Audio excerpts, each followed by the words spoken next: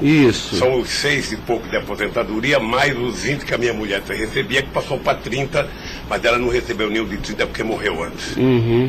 Mais ou menos, então, 26 mil, é isso? Não, pode dar 30 mil. 30 mil reais mensais. Tem mais porque tem doação para meus filhos. Uhum.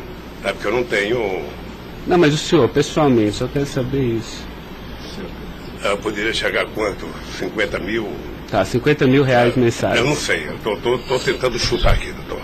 Tá, aproximadamente... Eu posso depois mandar por escrito, sabe, o que... Tá, é porque é importante, porque o juiz precisa fixar... O rendimento fixo que eu recebo todo mês é esse, são 6 e pouco da anistia, e era 20, agora passou para 30. 26 mil, então. A Lewis que paga. Tá, 26 mil reais. Depois o advogado manda para o senhor aí tá. O total do rendimento das doações. Tá bom. Estado civil viúvo, tá? 4, nenhum menor de idade. Tá. Grau de instrução do senhor. Grau de instrução. Um curso primário e um curso técnico. Tá.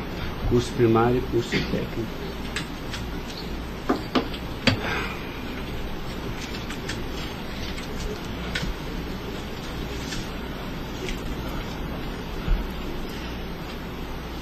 Me dê uma caneta aí, Caio, por favor.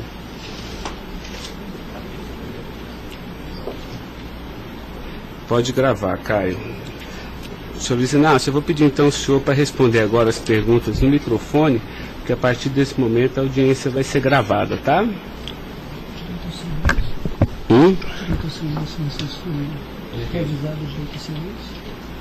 Eu vou avisar ele agora. Vou falar da acusação e vou avisar. Tá? Tá pronto, Caio? Tá. Senhor Luiz Inácio, esse momento é o momento do seu interrogatório, tá? A lei lhe garante o benefício de ficar em silêncio em todas as perguntas que eu lhe fizer, as perguntas feitas pelo membro do Ministério Público, pela defesa dos denunciados, inclusive até pela sua própria defesa, tá? Existem 2 denúncias aqui nessa ação penal, envolvendo Delcídio do Amaral Gomes, André Santos Esteves, Edson de Siqueira Ribeiro Filho, Diogo Ferreira Rodrigues, Luiz Inácio Lula da Silva, senhor, José Carlos Costa Bunlai e Maurício Barros Bunlai, tá? E em síntese, a denúncia fala da existência de uma organização criminosa, tá? Pelo menos do dia 1º de fevereiro de 2015 até 20 de novembro de 2015. E a denúncia narra que todos esses denunciados teriam se esforçado para evitar ou para menos modular e conseguiram retardar a celebração de um acordo de colaboração premiada entre o Ministério Público Federal e Nestor Severo, tá?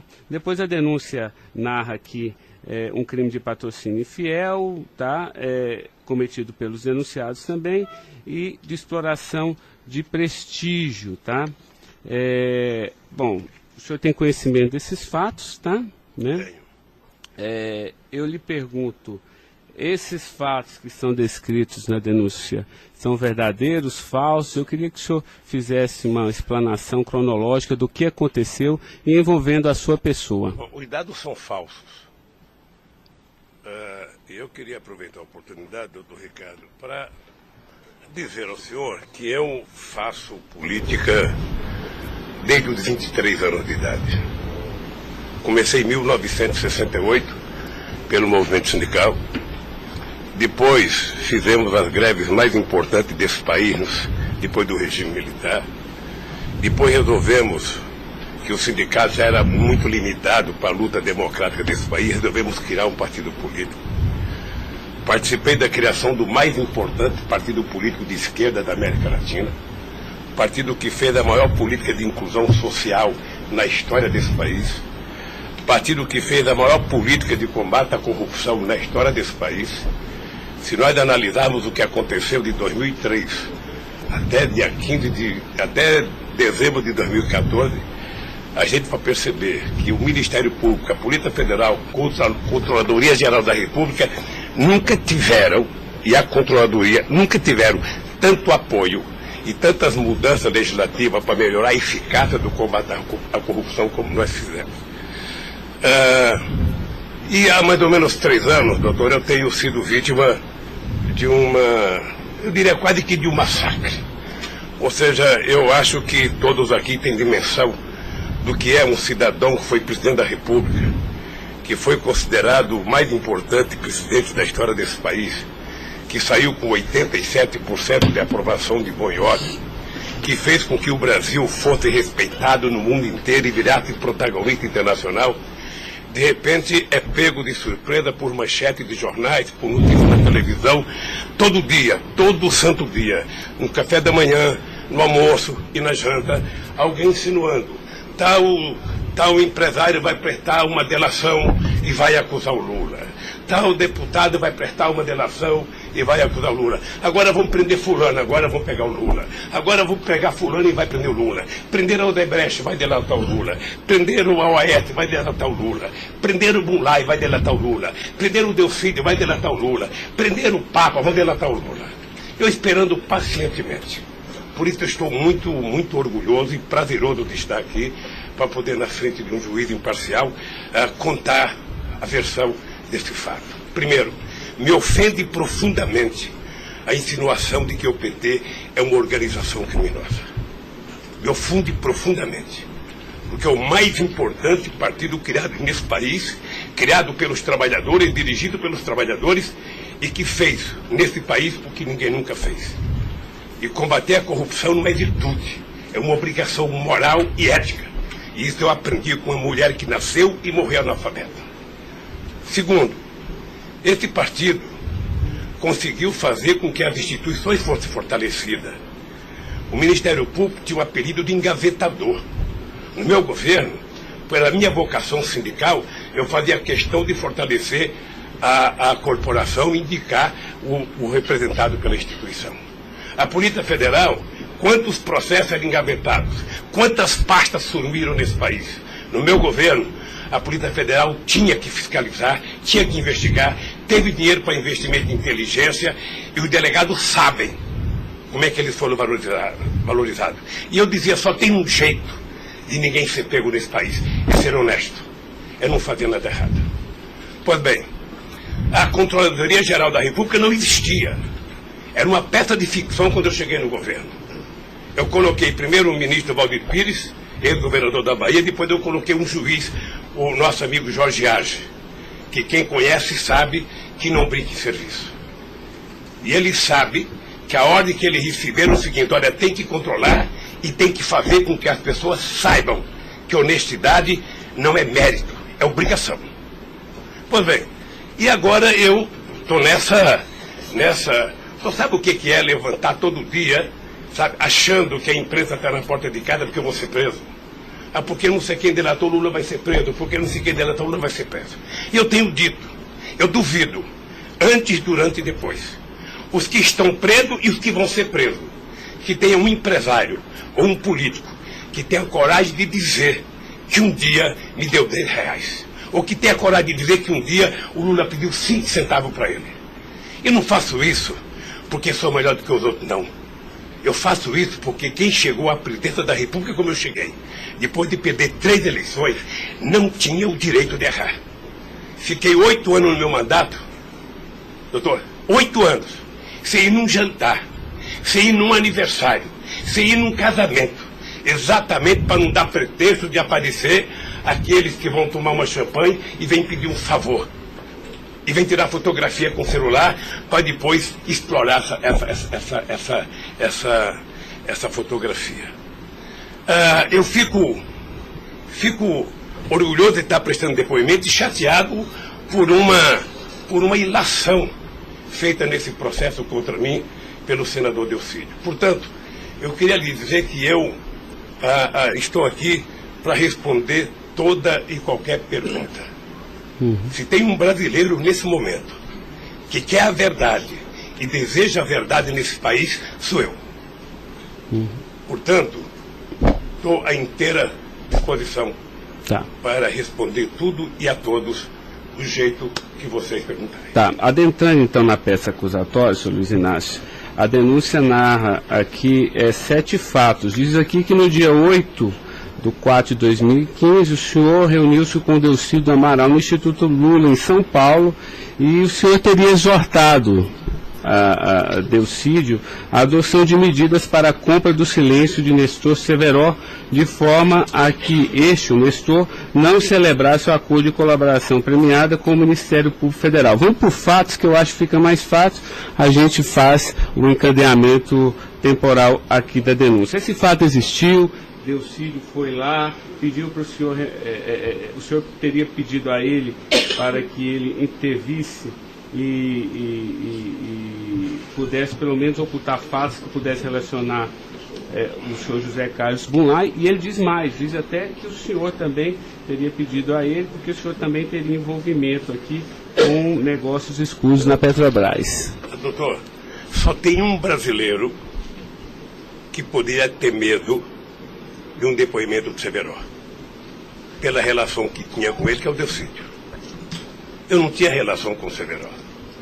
Portanto, eu não tive nenhuma preocupação com o depoimento de nenhum empresário, de nenhum diretor da Petrobras, porque não tem essa relação com eles. Portanto, o Delcídio contou uma inverdade nesse processo. Mas essa reunião existiu? Deve ter tido muitas reuniões com o Delcídio. Ele era senador da República, era líder do governo, nós conversamos muitas vezes, em São Paulo e em Brasília, e com outros deputados. Lá no Instituto Lula? Várias vezes o Delcídio esteve lá. Várias vezes. Ok. Eu iria perguntar por fatos aqui, mas assim, pelo que o senhor está falando, senhor, ele teve lá, o senhor admite que conversou com ele, mas não houve essa conversa para adoção de medidas, o senhor teria pedido para ele, porque o senhor, José Carlos Bunlai é amigo do senhor. Doutor Ricardo, deixa eu dizer uma coisa. Eu não tenho nenhuma razão para ter qualquer problema com o depoimento do Severo. Mas nenhuma razão. Não o conheço, não tive convivência com ele. Portanto, o depoimento do Severo era um problema para o Delcídio e não para mim, que teve uma convivência com ele ainda no governo anterior, antes do meu governo, quando foi diretor de óleo e gás da Petrobras. Não foi comigo. Tá, não surgiu essa conversa, então. Não surgiu. Não se tocou. Se o senhor falar da Lava Jato? Doutor, da Lava Jato, hoje no Brasil, a gente fala no café, no almoço, na janta e ainda depois da novela. Mas não porque só passa isso na televisão. Mas não se tocou no nome do Severo. Não tocou no nome. E muito menos no nome do Bunlai. Sabe, de que foi pedido coisa para o Bunlai. É um absurdo. É um absurdo. Eu não sei o que o Delcídio esperou fazer com isso. Certamente, depois de preso alguns dias, as pessoas começam a encontrar um jeito de sair da cadeia e resolve jogar a culpa em cima dos outros. Como é que o senhor reagiu quando ele foi preso? Eu tive uma reação que eu sei que ele não gostou, quando ele citou que o juiz da primeira corte, do Superior Tribunal, ele tinha conversado com ele. Eu disse, esse cara é um imbecil, tá? Porque mas nem na morte você citaria se você teve ou não uma conversa com a Suprema Corte sobre um processo. Foi essa reação que eu tive e ele me parece que não gostou da minha reação. Eu fiquei sabendo pela boca de alguns advogados que ele ficou muito chateado porque eu disse que ele era um imbecil. Eu não quis ofendê-lo, apenas achei que a atitude foi equivocada. Tá, eu tenho mais alguns questionamentos, mas depois eu faço na medida que os temas forem agitados aqui pelas partes, tá? O Ministério Público tem perguntas, doutor? Bom dia.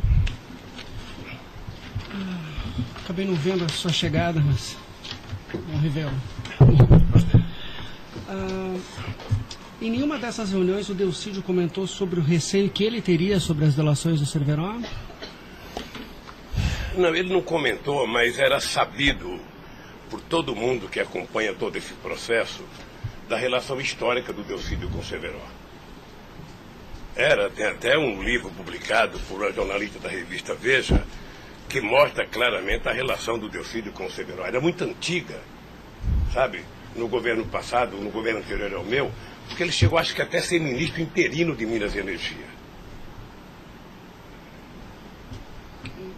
senhor acredita que a referência ao seu nome tenha sido útil para o Delcídio conseguir a delação premiada? Olha, por tudo que eu vejo todo dia na imprensa, eu acho que tem alguém instigando de falar meu nome.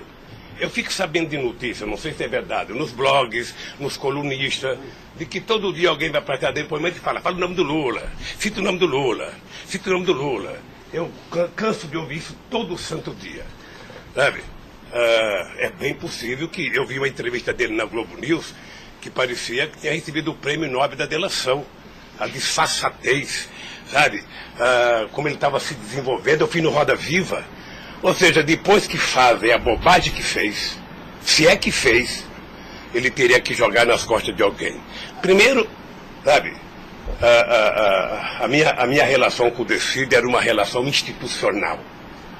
E ele sabe disso.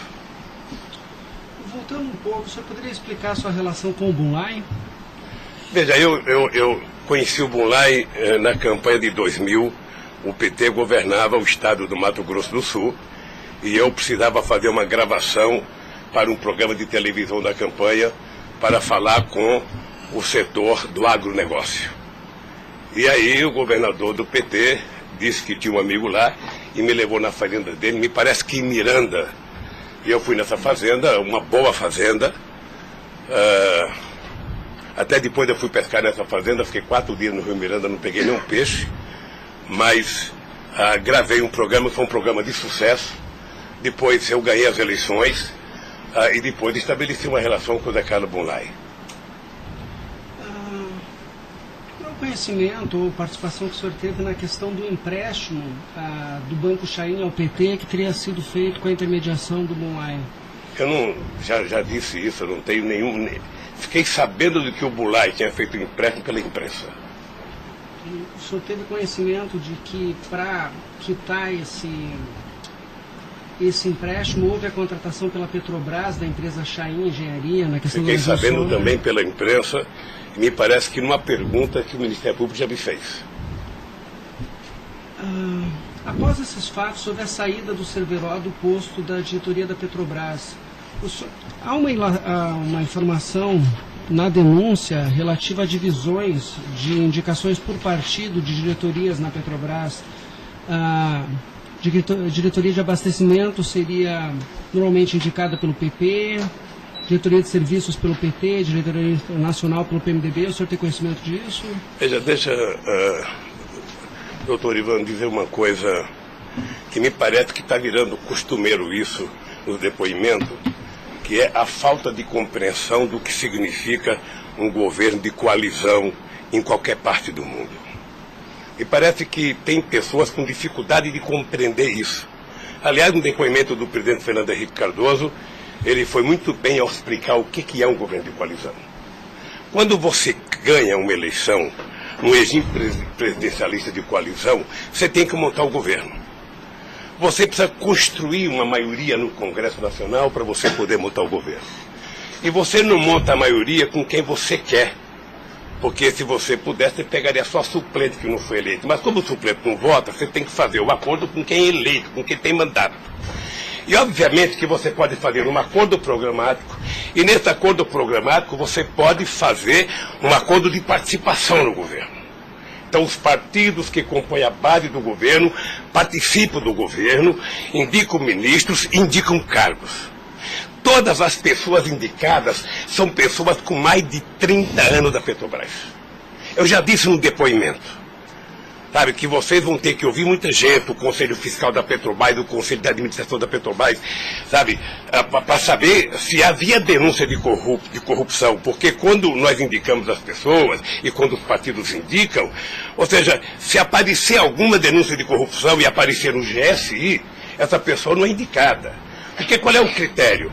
O partido tem um ministro, o partido tem uma bancada. Essa bancada conversa com o ministro. Se indicar um nome qualquer, esse nome vai para a Casa Civil, da Casa Civil passa para o GSI, que é o Gabinete Institucional, faz um levantamento, eu não sei aonde, sabe? E se não tiver nenhuma denúncia, essa pessoa é mandada para o Conselho de Administração e o Conselho de Administração indica.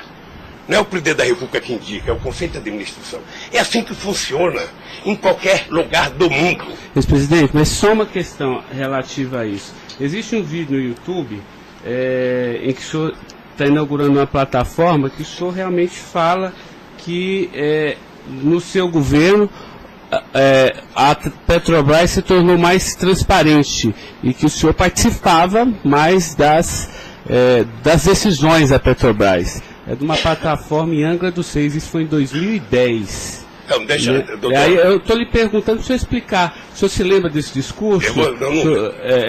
Eu sei que é muita coisa, mas eu estou até com um vídeo aqui e eu queria lhe perguntar isso. Senão a gente pode até passar. É que a imprensa dizia que eu vivia fazendo assembleia. Eu fui o presidente que certamente mais visitei a Petrobras. Eu fui o presidente que decidi no governo e com a Petrobras de que era importante que a gente recuperasse o poder de construção de plataforma da Petrobras para a gente não importar da Coreia ou da China, que era preciso criar uma indústria petrolífera forte no Brasil. Por isso é que nós aprovamos a Lei de Conteúdo Nacional. 65% de tudo que fosse construído de plataforma sonda teria que ser feita no Brasil, para a gente ter uma política industrial, para a gente definir uma política de engenharia, de ciência e tecnologia, porque o Brasil é um país grande, o Brasil não pode ser um serviçal, o país não é uma republiqueta. Este país poderia produzir e atender toda a América Latina e atender toda a África que margeia o rio chamado Atlântico. Lamentavelmente. Não, mas a pergunta é o seguinte, é porque o senhor falou que realmente no seu governo o senhor participava mais das decisões. Eu não participava, deixa eu falar. Mais das decisões. Se o senhor quiser, a gente pode até ter um vídeo, e eu trouxe aqui aí para o senhor explicar. E Delcy também havia falado isso, que depois do mensalão, o governo federal, a presidência da República, participava mais na Petrobras. Isso ele falou. Deixa eu lhe falar uma coisa, o papel do governo, o governo participa na Petrobras através do Conselho da Petrobras. O Conselho da Petrobras tem vários ministros, tinha ministra de Minas e Energia. Tá? Eu, durante todo o tempo da Petrobras, eu só participei de uma reunião de definição da política estratégica da Petrobras. A discussão de investimento para os próximos 20 anos. Se a gente ia recuperar a indústria naval, se a gente ia recuperar a indústria de sonda, de plataforma, se a gente ia discutir, sabe, exportar, se a gente ia fazer a lei de partilha, se a gente ia fazer com que o petróleo voltasse a ser do povo brasileiro, como nós conseguimos fazer.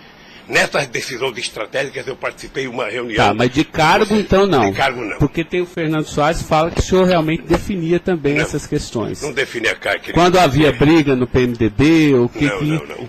Quem decidia, se não se decidir, era o senhor que realmente... Deixa eu lhe dizer uma coisa para o senhor. O presidente não indica cargo na Petrobras. O presidente recomenda ao Conselho da Petrobras a indicação de tal pessoa indicada por tal partido político a partir da capacidade técnica das pessoas. É assim que funcionava no governo anterior, é assim que funcionava certamente no governo militar, é assim que deve funcionar hoje. É assim que deve funcionar hoje. Porque a Petrobras é uma empresa de engenharia muito poderosa e você não pode ficar colocando gente que não tem expertise para fazer determinadas coisas. Tá. Mas a expressão foi essa aqui, eu anotei. A gente sabe o que acontece lá dentro. O que o senhor quer rever o discurso? Não precisa rever, não. Tá. Assim, porque isso me chamou a atenção. A gente sabe, quer dizer, antigamente era uma caixa preta, foi esse o contexto. E agora a gente sabe o que acontece lá dentro. Quais foram os mecanismos que o senhor tomou, então, para que a Petrobras realmente ficasse mais transparente? A fazer com que o Conselho acompanhasse mais as decisões. Porque como a Petrobras é muito grande, entre uma decisão do Conselho da Petrobras, uma aprovação da diretoria e os acontecimentos nas engenharias da Petrobras, são milhares de pessoas que participam daquilo. É por isso que um dia um presidente chegou a falar que ele é uma caixa preta que ninguém sabe. Então vamos tentar saber, sabe? Fazendo com que as coisas funcionem mais democraticamente. Por exemplo, quando nós descobrimos o pré-sal, nós tivemos uma decisão estratégica do que fazer com o petróleo. O petróleo não é das empresas estrangeiras que vêm aqui comprar gás e óleo, não. O petróleo é nosso. Então eles vão ter que pagar para o governo. É por isso que nós aprovamos 75% do ROT para a educação. É por isso que nós aprovamos a partilha, que é o que incomodou muita gente no mundo, o que incomodou as grandes petroleiras. É esse país que tinha complexo de vira-lata, virar dono do seu nariz. Okay. Eu sei que isso incomodou muita gente. Incomodou muita gente no mundo inteiro. Sabe, e agora estão tentando desmontar. Porque um país que não se respeita, um país que não tem soberania, um país que não tem empresas de porte extraordinário como a Petrobras e vende tudo, sabe, sinceramente, não é um país. Ok. Doutor Ivan, só porque o senhor tocou no tema, eu quis aproveitar, tá? Mas pode continuar, pode prosseguir. A pergunta é relativa à diretoria internacional, que ela foi ocupada pelo Cerveró e depois pelo Zelada. Ambos foram indicações do PMDB ou o Cerveró foi indicação do PT e o Zelada... Não, eu já tive a oportunidade de dizer isso. Isso foi indicação do PMDB. Ambos? Não sei se de todo o PMDB ou da bancada do PMDB de Minas Gerais, que foi indicado o Zelada para diretor internacional da Petrobras. O critério é o mesmo. O Zelada foi indicado, passa na Casa Civil, passa no GSI e é mandado ao Conselho da Petrobras, que decide. Não, perfeito. Mas e o Cerveró? Ele tinha sido indicado anteriormente pelo PT ou pelo PMDB? Pelo PMDB pelo também. PMDB. Eu acho, eu falo quase com certeza absoluta pelo PMDB. É o que diz a... Eu falo quase que com certeza absoluta. A pergunta é o seguinte, com a troca pelo Zelada, a saída do Cerveró desse posto de diretoria, ele acabou sendo indicado para a BR Distribuidora. No próprio depoimento do Cerveró, ele afirma que isso teria sido como um reconhecimento pelo papel que ele prestou no auxílio da contratação da Chaim pela Petrobras, na questão do navio sonda. Me parece que ele não diz isso exatamente. Me parece que ele utiliza a palavra acha que foi isso. É diferente de dizer que ele disse. Ou seja, ele acha que foi isso. Deixa eu lhe falar uma coisa. Eu não conheço o Cerveró. Conheço agora que ele ficou famoso. Tá? Quando eu vi o Cerveró, eu vi a en passant em reuniões coletivas. Portanto, eu não tinha nenhum interesse de tirá-lo e nenhum interesse de colocá-lo. Nenhum interesse. Para mim, se uma força política que compunha o governo indicasse ele ou outra pessoa e tecnicamente ele fosse reconhecido pelo conselho da empresa que o indicou, para mim estava perfeito. E veja, durante todo esse período não houve uma única denúncia contra nenhum deles. A denúncia começou a acontecer porque o juiz Moro começou a fazer escuta durante 8 anos num bandido chamado Rousseff, e aí então, em 8 anos dá para pegar alguma coisa. Pegou esse negócio. O senhor tem conhecimento de quem teria feito a indicação do nome do Cerveró para a BR Distribuidora? Se foi algum partido? Eu não sei se foi um partido ou se foi através do Zé Eduardo Dutra, que devia ter relação com o Cerveró, porque ele tinha sido presidente da Petrobras. Ele deixou de ser presidente da Petrobras e foi ser presidente da BR. E ele pode ter chamado o Cerveró, ou o mesmo partido que tinha indicado o Cerveró e depois tirou o Cerveró pode ter pedido para ele ir para lá. Eu suponho que seja isso. Ok. O senhor conversava com certa frequência com o Bulay por telefone, dentro dessa relação de amizade? Não era meu amigo. Conversava com ele. Com que frequência o senhor... Não sei, querido. Sabe, ultimamente o Bulay andava com doença nos olhos, achando que ia ficar cego, estava passando muito tempo em Miami para se tratar, depois estava se tratando de um câncer. Sabe, eu sei que ele não andava bem nos últimos tempos, com problema de doença. Porque a denúncia cita algumas ligações de um telefone que pertenceria ao Instituto Lula. O senhor utilizava esse telefone do Instituto Lula para conversar com o Bulay também, ou normalmente só o mas seu qual celular? É o crime do Bulay ligar para mim? Não, eu estou tentando esclarecer os fatos, presidente. Eu ligava, eu conversava com o Bulay, tinha um profundo respeito pelo Bulay, um profundo respeito. O Bulay sabe perfeitamente bem que a relação que ele tinha comigo não permitia que discutisse qualquer negócio, porque eu não levo para casa ninguém para discutir negócio. O negócio eu discutia no palácio.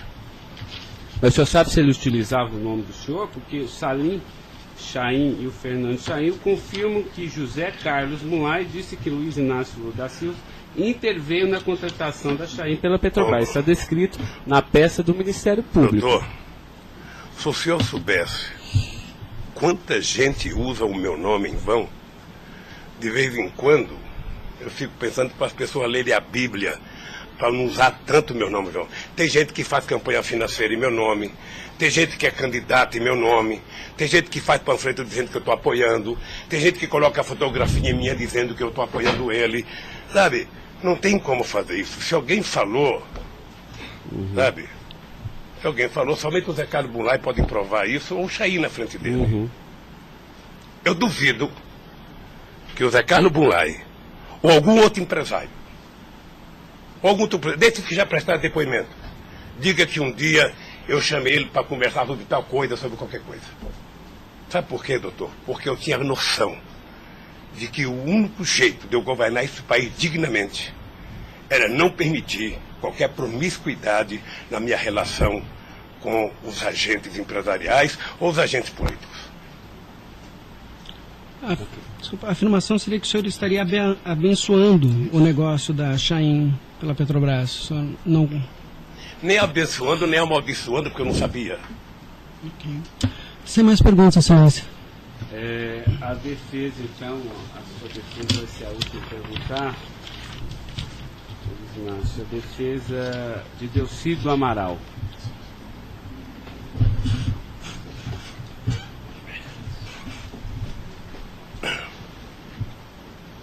O doutor vai ter que, alguém vai ter que sair para ele perguntar, tá? Da mesa para que...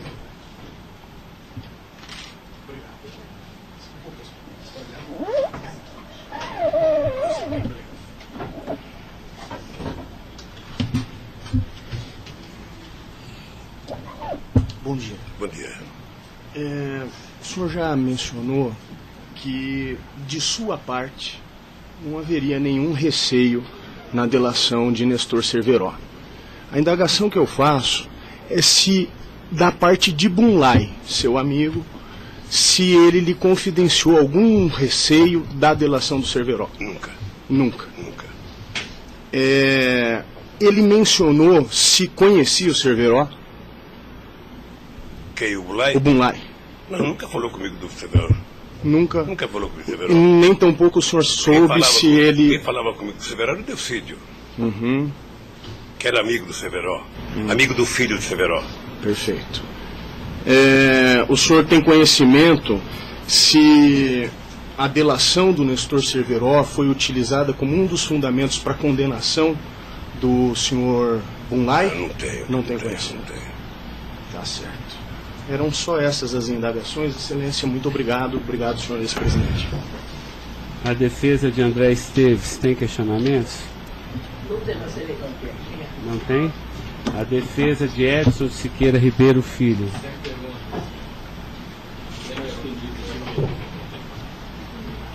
A defesa de Diogo Ferreira Rodrigues. A defesa de José Carlos Bunlai. Tem algumas perguntas. Pode fazer. Bom dia, presidente. Presidente, o senhor disse que a sua relação com o senador Delcídio era institucional.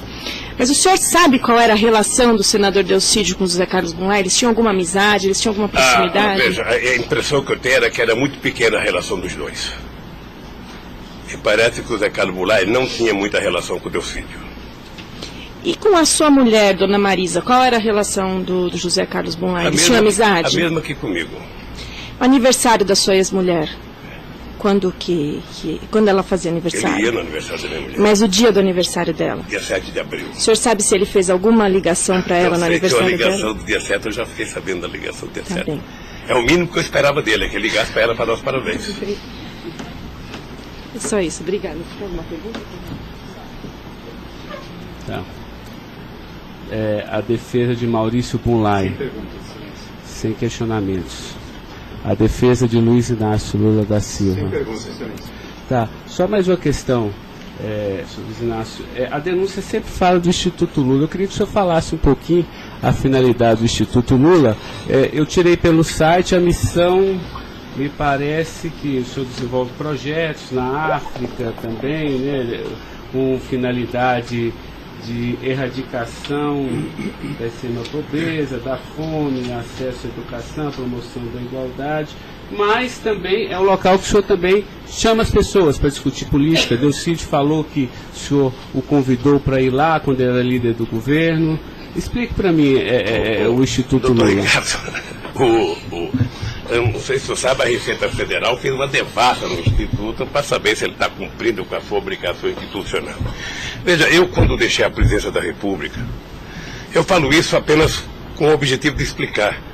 Muita gente pode achar que eu sou arrogante, eu sou petulante.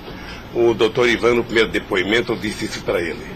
Mas ou seja, crime, viu? Quando eu deixei a presidência da República, por conta do povo brasileiro, eu tinha sido o presidente, quase que o presidente mais importante do mundo nos 10 primeiros anos do século XXI. Esse país virou protagonista internacional. Esse país passou a participar do G8, coisa que nunca participava. Esse país ajudou a construir o G20. Esse país participava do BRICS com muita importância. Esse país participava do IBAS entre Brasil, África do Sul e Índia. Esse Brasil criou a Unasul, criou a CELAC, onde pela primeira vez a gente fazia uma reunião da América Latina sem participação dos Estados americanos. Esse país não deixou a ALCA entrar aqui.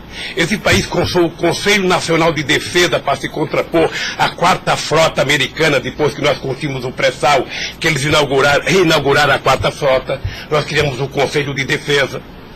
Então, nós fizemos a maior política de inclusão social da história desse país. 36 milhões de pessoas saíram da extrema pobreza e 40 milhões ascenderam à classe média. Isso é uma Argentina, isso é uma Colômbia. A bancarização do povo pobre foi com 70 milhões de pessoas entraram no sistema financeiro. É uma Colômbia e uma Argentina junto. Tudo isso em 12 anos. Olha, eu saí da presidência e eu queria fazer com que a América Latina e a África adotassem as políticas públicas que nós adotamos no Brasil. O programa Luz para Todos. O programa PA, que era a compra de alimento para o pequeno produtor. O Minha Casa Minha Vida. O Bolsa Família. O aumento do salário mínimo. Durante 12 anos, todos os funcionários públicos tiveram aumento nesse país. Houve reajuste de carreira, houve aumento do salário mínimo. Aumentamos as exportações, aumentamos o mercado interno, numa demonstração de que o pobre não era problema. O pobre era a solução. Eu gostava de ir para a África para dizer para os presidentes. Uma vez até fiquei com medo de Angola. Porque eu, depois da minha palestra, eu me dei conta da quantidade de general que tinha lá dentro.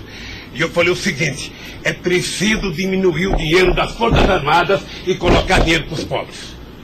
Porque o pobre não entra no orçamento. O Poder Judiciário entra, porque tem poder de pressão. Os sindicatos organizados entram. Sabe? Todo mundo entra, o pobre não entra.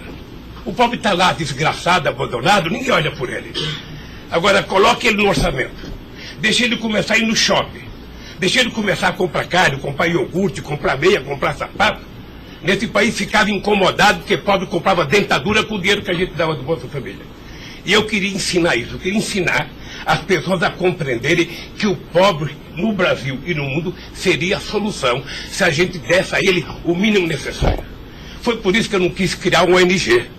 Criei um instituto para poder viajar o mundo tentando mostrar o exemplo do que esse país fez em tão pouco tempo. Mas o que Delcídio, porque ele disse aqui que algumas vezes o senhor chamou ele lá. Em que ele se encaixa aí? É que eu não sabia, doutor. Porque sabia, assim, realmente eu entendi, a política está de acordo com o estatuto aqui do Instituto Lula, mas assim, por que o senhor chamou ele lá? Ele falou só, muitas vezes o presidente Lula, e de vez em quando eu ia com cortesia também. Deixa eu lhe falar, ele foi muitas vezes conversar comigo, ele era líder do governo, como outros senadores foram conversar comigo. Cada vez que o Delcídio ia no hospital sírio-libanês fazer um check-up ou uma consulta, ele falava, presidente, eu estou aqui no Sírio, eu posso passar aí? Passa, meu filho. Mas o senhor não tratava dessas questões do Instituto? Discutia desde Flamengo a Vasco da Gama, Corinthians, Palmeiras, porque quando duas pessoas se encontram, conversa-se tudo. Sim. Mas não era política institucional do Instituto, isso que eu estou perguntando. Não era política institucional do Instituto, é que eu talvez tenha cometido erro, sabe, que eu deveria ter alugado uma sede do lado. E quando eu discuti esse instituto, ficava numa cadeira, quando eu discutia outra coisa, mudava para outra cadeira. Eu achei desnecessário. Eu achei que a civilização não exigiria essa burocracia toda, porque isso é uma coisa de burocracia. Eu sou o mesmo ser humano, eu sou presidente de honra do PT, eu sou ex-presidente da República, eu era presidente de honra do Instituto. Eu não decidi as coisas pelo Instituto. O Instituto é uma diretoria. Eu apenas estava lá, eu era a figurinha carimbada do Instituto. Era para ele fazer merchandising. Aqui o Lula. Vai conversar com o Bill Clinton, fala com o Lula. Vai conversar com o Tony Blair, fala com o Lula. Vai conversar com o Chirac, fala com o Lula. Vai conversar com o Angela Merkel, fala com o Lula. Sabe, eu tive o prazer, doutor Cláudio, de ser o ex-presidente da República, que em todas as viagens do mundo que eu fiz, depois de deixar a presidência, era recebido pelos presidentes. Esse era o status quo do Brasil. Hoje nós estamos numa situação em que o presidente não tem coragem na Bolívia. Então o país, que era um motivo de orgulho, virou um motivo da tristeza. Pela pequenez que esse país tomou dimensão nos últimos anos. Não, eu não estou emitindo nenhum juízo de valor, mas assim, o que eu quero saber é o seguinte: o senhor também chamava pessoas como o líder do Delcídio para conversar sobre outros assuntos. Chamava dirigente sindical, chamava gente do LGBT, chamava negro, chamava índio, chamava todo mundo. Isso. Ali, eu vou dizer uma coisa, sabe qual é o apelido do Instituto? Sabe? Não sei, nunca fui. Posto Ipiranga. Lamentavelmente é assim. Mas não é por causa do Instituto, é por causa do personagem. Sabe? Então todo mundo fala: tem problema em tal lugar? Posto Ipiranga. Tem problema em tal lugar? Posto Ipiranga. E sabe que eu tenho orgulho disso. Eu tenho muito orgulho de fazer 36 anos que eu deixei o movimento sindical e ainda sou amigo de todos os sindicalistas, de todas as correntes, da Força Sindical à CUT. Sou amigo de todos os partidos políticos. Então, se isso é um pecado, se isso é um erro jurídico, se isso incomoda o Ministério Público, a Polícia Federal, sei lá quem, eu vou alugar uma salinha na porta e sento lá e atendo e vou deixar em paz, porque não é possível. Não é possível, sinceramente, doutor, sinceramente. Eu quero lhe agradecer a oportunidade de vir prestar esse depoimento. Eu estou com muita coisa na garganta para falar. Eu estou cansado de ver procurador dizer que não precisa de prova, que ele tem convicção. De juiz dizer: eu não preciso de prova, eu tenho fé, vou voltar com fé. Eu quero provas, alguém tem que dizer, qual é o crime que eu cometi, aonde que eu cometi. Chamar o PT de organização criminosa, se dependesse de mim, cada deputado do PT, cada vereador do PT, cada militante, abrir um processo para quem dizer provar qual é a quadrilha. Porque eu estou cansado, doutor. 71 anos de vida, eu cansei. Cansei de ver as instituições que eu ajudei a criar desde a Constituinte, para valorizá-las, desprestigiadas por comportamento pessoal. Gente que adora, gente que não pode abrir a geladeira, que vê uma luz e já começa a dar declaração. Gente que liga o barbeador, começa a falar achando que é o microfone do rádio. Eu cansei disso. Eu sempre valorizei o Ministério Público. Eu sempre valorizei a Polícia Federal. E sempre valorizei o Poder Judiciário. Os ministros podem lhe dizer. Eu indiquei quase todos. Nunca pedi para eles um favor pessoal.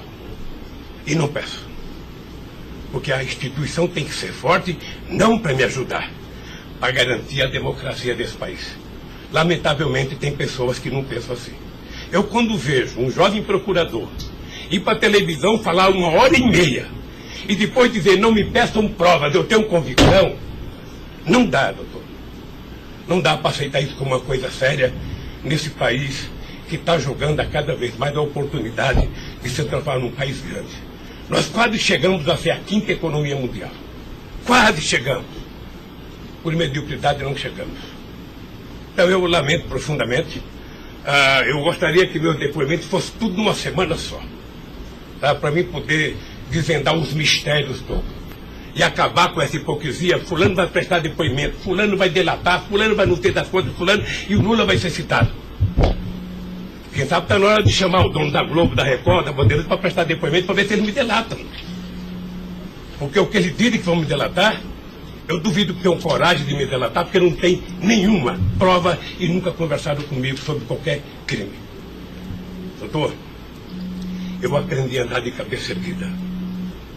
E sabe que custa muito. Para quem nasce na elite, não precisa nada. Mas para quem vem lá de baixo, sabe, não deixar ninguém colocar cangaia no seu pescoço, não é fácil. Esses dias eu sei de uma história, de um depoimento, de um processo que eu abri contra uma jornalista, até vou contar isso que ninguém sabe aqui. E eu acusei uma jornalista que falou em qualquer país democrático do mundo, ela seria presa, porque ela falou de um presidente da República. E ela foi prestar julgamento. E a advogada, acho que a nossa advogada, me chamou de doutor. Aí o juiz começou a rir. Ah, mas ele não é doutor? Ele não é doutor? Como é que você chama ele de doutor? Não, estou chamando dele de doutor porque ele tem vários diplomas de doutor honoris causa. O juiz deu uma gargalhada e pouco tempo depois inocentou a jornalista. Eu vou recorrer até a Suprema Corte. Aos 71 anos eu não sei quanto tempo de vida que eu tenho, mas eu tenho fé em Deus de ver essa jornalista ser educada. Porque, em nome da liberdade de imprensa, ninguém pode avacalhar a vida dos outros. Ninguém pode. E o que eu estou vendo nesse processo? Tem gente que acha que eu sou contra a Lava Jato. Pelo contrário. Pelo contrário. Eu quero que a Lava Jato vá a fundo para ver se acaba com corrupção. O que eu sou contra é tentar criminalizar a pessoa pela imprensa e não pelos autos do processo. O que eu sou contra é execrar, é condenar. Eu conheço pessoas que tivessem liberdade seriam mortos na rua. Tal é. Sabe quantas horas eu tenho de notícias negativas contra mim no Jornal Nacional em 8 meses, 16 horas? Nenhum político no mundo aguentaria isso. E eu vou matá-lo de raiva, porque toda pesquisa vai aparecer na frente. Para eles saberem que nem sempre eles podem brincar com as pessoas. Sabe? Então o juiz, o promotor, o delegado, não tem que ficar fazendo, sabe, pirotecnia com as pessoas. A primeira apura, investigue e condene. Quando condenar, bote na cadeia. E acabou. Sabe, não é tirando fotografia de criança, mostrando casa, mostrando não sei das quantas, inventando mentiras, inventando ilações. Então, eu quero lhe dizer que o senhor está diante de um homem que está disposto a prestar tantos quantos depoimentos for necessário. E quero que todo mundo saiba, se tem um brasileiro que quer a verdade nesse país, sou eu. E não me venham com mentiras ou com ilações. Porque um cidadão que nasce no Nordeste e não morre de fome até os 5 anos de idade, não tem medo de cara feia. Eu quero defender a minha honra, que é o valor mais importante que eu tenho. Então eu quero lhe agradecer esse depoimento e a liberdade de poder dizer essas coisas que eu até agora não tinha falado, mas eu cansei, eu vou falar. Doutor Luiz Inácio, o momento é do senhor, tá? A sua defesa, o senhor tem todo o direito de falar. Só mais uma questão para a gente encerrar, acho que ninguém tem mais questionamentos. O presidente do Instituto Lula, na época, em 2015, era o doutor Paulo Camoto. Ele não participava de nenhuma reunião, assim, com o senhor, às vezes, ou participava, ou era bem informal, como o senhor disse? Eu sou um pouco relaxado, sabe? Porque Delcídio disse aqui que as reuniões eram somente ele e o senhor, que as coisas era só... Não ficava ninguém na sala. É isso? O senhor confirma isso? Eu tenho pelo Delcídio, eu não vou levar muito a sério o que ele disse. Tá? Mas deixa eu falar, eu aqui, quando eu era presidente da República, eu brigava com a minha assessoria que achava que eu tinha que ter uma liturgia. A liturgia é importante, presidente. Você não pode andar no corredor abraçando as pessoas. A porta não pode ficar aberta, sabe? Então, no Instituto, sabe, tem hora que a conversa é pessoal, tem hora que entra 10 pessoas, 5 pessoas, 6 pessoas, 4 pessoas. Mas de total transparência, é isso que o senhor quer falar? Quando uma conversa sigilosa, eu faço uma conversa sigilosa, sabe? Ok. Tá bom. Agradeço a presença do senhor para esclarecer os fatos, tá? Ninguém tem mais questionamentos, então está encerrado a audiência. Na fase do 400.